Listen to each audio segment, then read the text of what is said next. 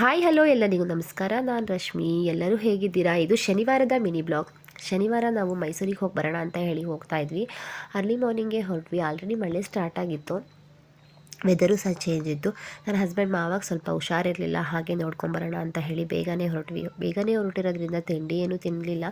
ಅಲ್ಲೇ ಎಲ್ಲಾದರೂ ತಿನ್ಕೊಂಡ್ರಾಯ್ತು ಅಂತ ಹೇಳಿ ಹೊರಟ್ವಿ. ಆಗ ಹೋಗಬೇಕಾದ್ರೆ ಅಲ್ಲೇ ಬಿಡದಿ ಹತ್ರ ಸ್ಟಾಪ್ ಮಾಡಿದ್ವಿ. ಇಲ್ಲಿ ತಟ್ಟೆ ಇಡ್ಲಿ ತುಂಬಾ ಫೇಮಸ್ ಅಂತ ಗೊತ್ತಿತ್ತು. ತಿನ್ಕೊಂಡು ಹೋಗೋಣ ಅಂತ ಹೇಳಿ ಹೋದ್ವಿ. ನಿಜವಾಗ್ಲೂ ತುಂಬ ಚೆನ್ನಾಗಿತ್ತು. ತಟ್ಟೆ ಇಡ್ಲಿ ಜೊತೆ ಚಟ್ನಿ, ಬೆಣ್ಣೆ, ವಡೆ ಕೊಡ್ತಾರೆ.